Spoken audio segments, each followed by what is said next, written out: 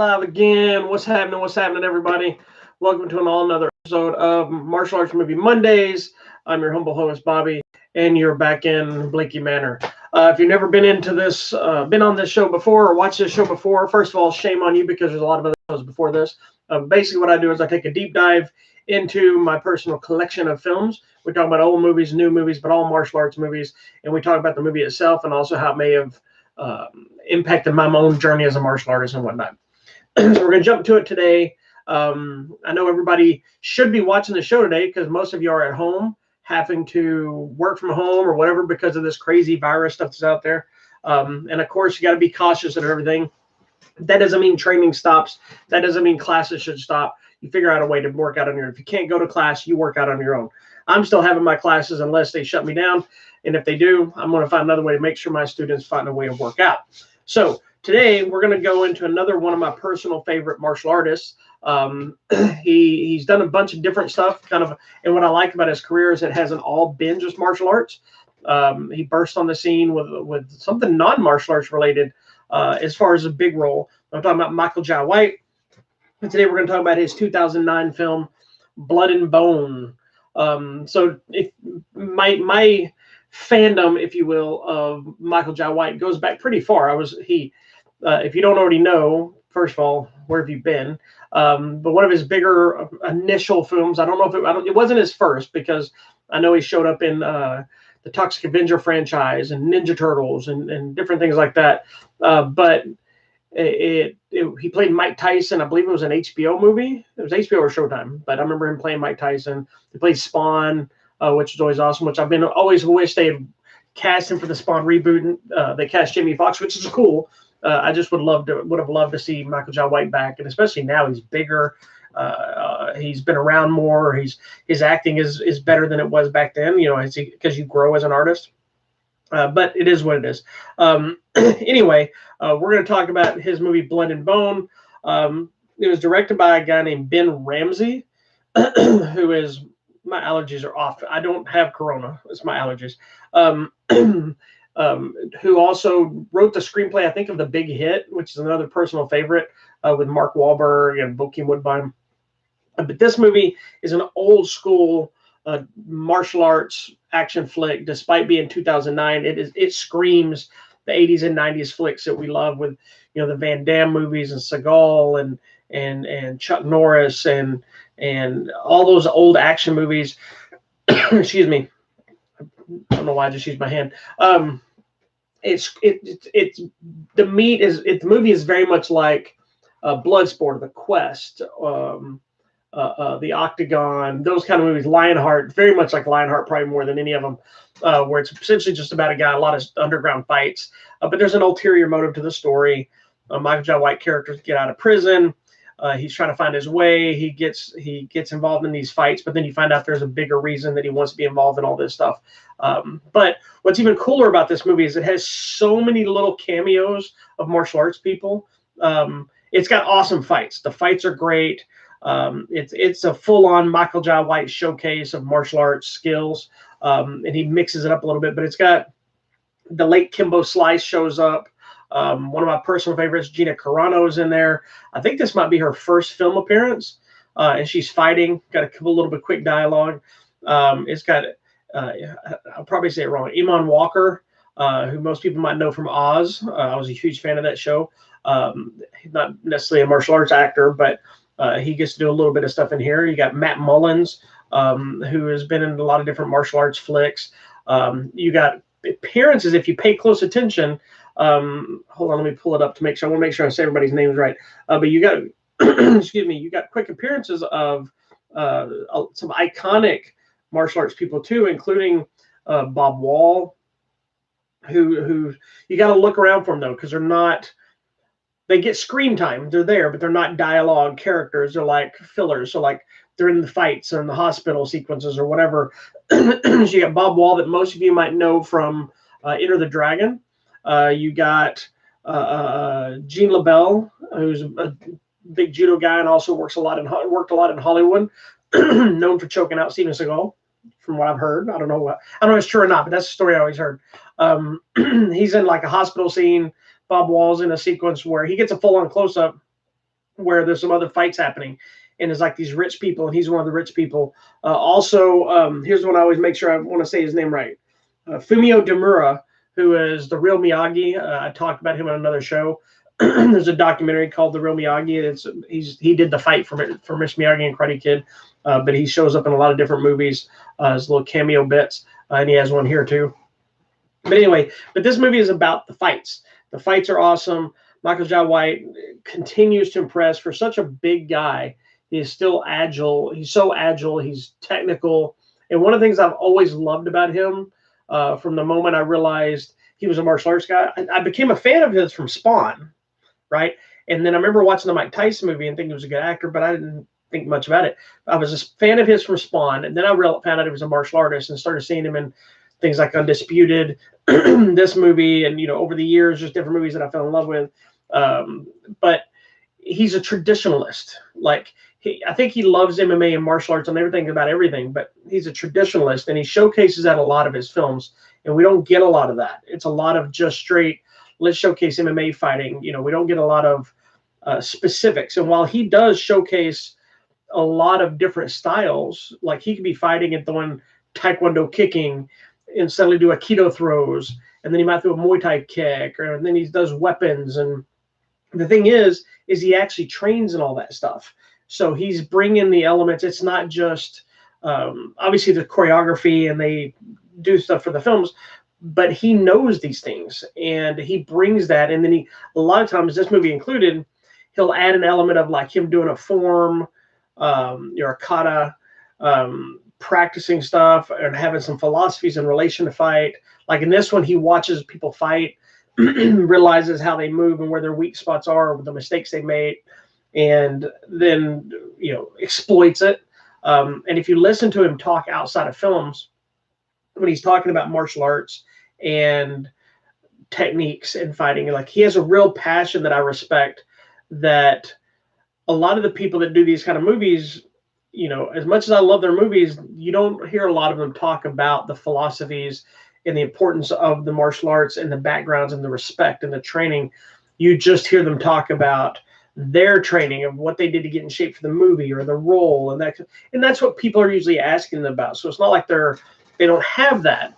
But Michael Jai White, I've seen more interviews from him, I think, than anybody else talking about technique and the importance of it and the training and stuff. But he also infuses it into his films. A lot of people take different things and they infuse them and they're important to him. And he seems, whether it's by design or not, I'm going to assume he's probably done it on purpose, but he seems to be infusing it, his movies by design, with something when he can, and obviously when it fits, with elements of that traditionalism. There's even one of the Never Back Down films, which we'll talk about that franchise at some point, that he's doing the kata type training, and the MMA fighter mocks him, and he ends up using the kata to beat the guy up, which is I always thought was really cool. As somebody like myself who's a traditionalist, most of my stuff comes from tradition, not just the fighting only. I like the katas, I like the one steps, I like the sparring, I like the weapon training, I like everything that kind of encompasses and the philosophies. And he seems to really infuse that, which has always made me respect him, not only as a martial artist, but also made me a bigger fan. Obviously, by the time this movie came out, I was already an instructor. I was already teaching, but still watching. There's a lot of kicks, things like this that I watched him. Even to this day, when I watch a movie like this, I look for techniques that I can practice. I look for something new, different way of executing a move. Like there may be some of the way he does fake kicks, like the way he twists his hip before he throws a different kick and transitions. And I say, oh, that's a better way of doing it than I was doing it before. And I try to use that as a stepping stone to make myself better. The same goes for watching his katas and stuff. I may practice, even though I don't know the exact kata, I may practice movements to that extent, because you can see how it flexes the muscle, how it transitions to this and this, and then it inspires you to do more if you have that thought process that it's more than just a movie. Because in the surface, it's just a straightforward martial arts flick.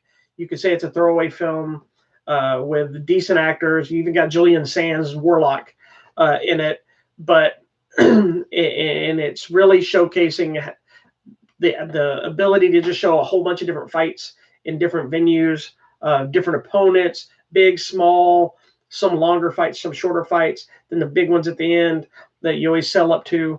But the underneath all that, it is showing the beauty of the martial arts and the techniques, and then fusing them together in different ways, and seeing the way how it means something. Because there's even a moment in the movie where he takes a weapon because he's going to fight somebody with a sword, or that other person pulls a sword on him. He's going to fight them. He does kind of the fancy spinning and twisting of the sword, only to get rid of the sword and keep the sheath, or the scabbard, whatever you want to call it. I don't remember. I probably just said it wrong because it's a kung fu sword, I believe, Tai Chi sword. And he keeps it to fight with it instead. And it kind of showcases that understanding of the weapon, that you don't just swing and slice. You have to understand how it blocks and strikes, and how both parts can be a weapon, not just the part that everybody expects is a weapon, which is the blade and the sword. You also have the sheath that can be used as a multiple fighting things. So I get more out of watching him do stuff than maybe most people. Maybe I'm crazy. Maybe I'm envisioning things that aren't there, and it's just the way I think, and I'm a crazy person. My wife says I'm a crazy person all the time the way I watch these movies, but that's just me. I don't just see a mindless martial arts karate movie. I see philosophies, I see techniques, I see the years of training, and I see respect. But there are a ton of great fights in here.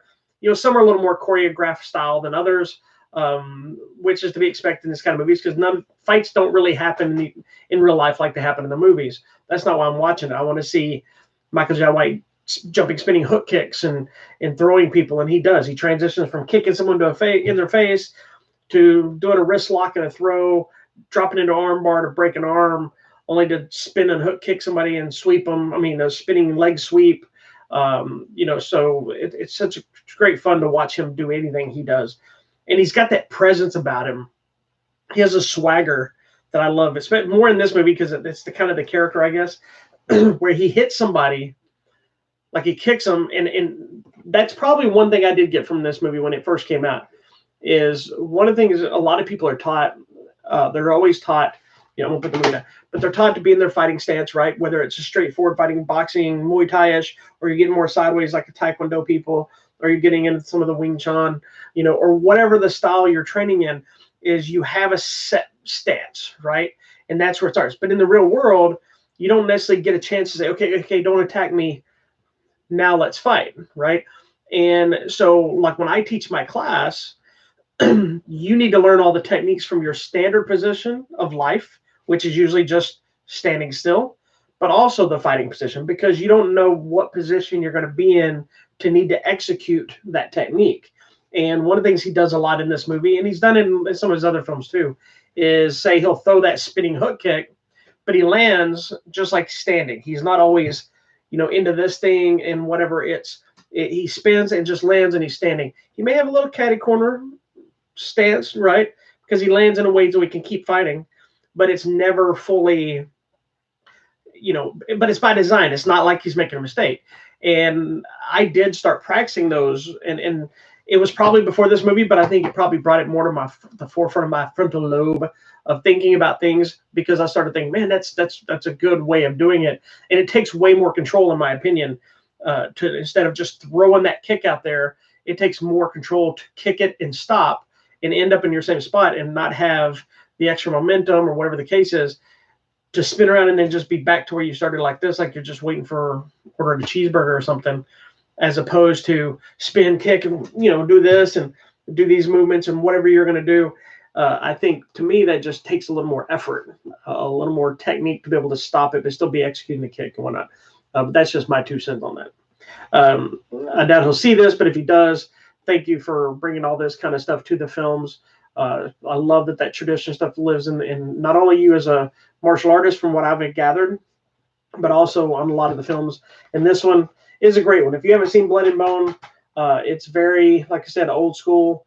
It's got a whole David Banner Hulk vibe at the beginning. At the end, when he walks away with his duffel bag.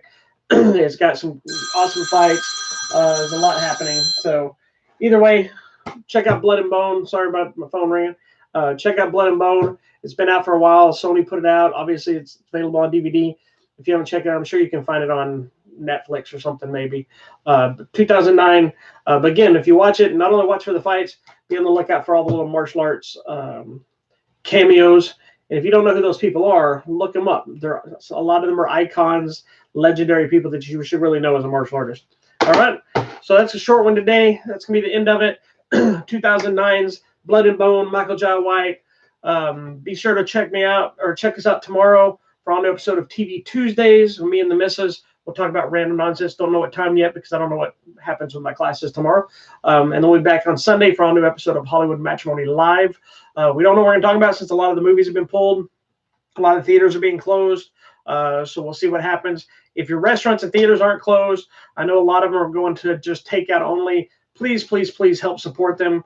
I know people are going to be rough times for people, but if you can go to the movies, go to the movies. Just be cautious. If you're feeling sick, don't go.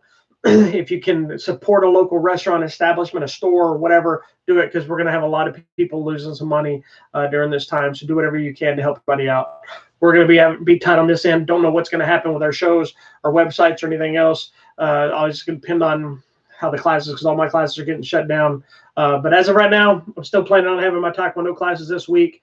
We're just putting some restrictions on certain things, but all my senior stuff is shut down. So we'll see what happens. We'll keep you updated with anything. But be sure, check out our website, HollywoodMatrimony.com, where we have giveaways and news and reviews and all kinds of fun stuff. Our Instagram at Hollywood Matrimony, our Facebook page, Hollywood Matrimony, and our Twitter page at Hollywood Matter, MATR. And don't forget to subscribe to this here, your little YouTube channel. Share it with your friends. And if you didn't see it already or hear about it, we're having a giveaway. We were supposed to be at Alcon yesterday, hosting Superhero Sunday. So I have a big box of prizes of Blu-rays and DVDs. There's some martial arts movies in there. So if you want anything, all you got to do is subscribe to this channel. Go subscribe to our Facebook page, and then shoot us an email from the website. Tell us you want something. I'll send you the list. And you can pick anything on that list you want until supplies are out. All righty. Thank you as always. And don't forget, be nice to each other. Don't buy stuff you don't need. Help people out that might need some assistance. And above all else, keep your hands up. I'll see you next time. Peace out. Have a great day.